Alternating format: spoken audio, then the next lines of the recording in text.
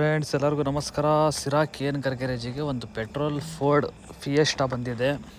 Clutch ಕಂಪ್ಲೇಂಟಿಗೆ ಬಂದಿದ್ದು. ಇದು ರಾತ್ರಿ ನೈಟ್ ಬಂದಿದ್ದರು. ಬೆಂಗಳೂರು ಹೋಗ್ತಾ ಪ್ರಾಬ್ಲಮ್ ಆಗಿತ್ತು. ಅದಕ್ಕೆ ನಾವು ಗೇರ್ ಬಾಕ್ಸ್ ಎಲ್ಲ ಬಿಚ್ಚಿದ ಮೇಲೆ ಗೊತ್ತಿತ್ತು ಇದು ರಿಲೀಸರ್ ಬೇರಿಂಗ್ ಕಂಪ್ಲೇಂಟ್ ಇದೆ ಅಂತ.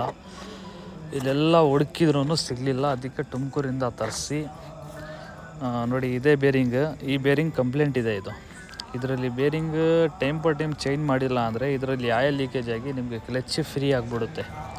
ನಿಮ್ಮ ಹತ್ರ ಈ ಥರ ಯಾವ್ದಾನ ಒಂದು ಗಾಡಿ ಇದ್ದರೆ 1,70,000 60,000 ಆ ಥರ ಏನಾನ 1,00,000 ಲೆಕ್ಕಾಚಾರಾಗಿ ಏನಾನ ಓಡಿದರೆ, ಏನಾನ ಕ್ಲಚ್ ಪ್ಲೇಟಿಗೆ ಆ ಥರ ಏನಾನ ಬಿಚ್ಚಿದ್ರೆ ಚೇಂಜ್ ಮಾಡ್ಕೊಂಡ್ಬಿಡಿ. ನೋಡಿ, ಇವಾಗ ನಾವು ಹೊಸ ತರಿಸ್ಕೊಂಡು ಫಿಟ್ಟಿಂಗ್ ಮಾಡಿದ್ದೀವಿ.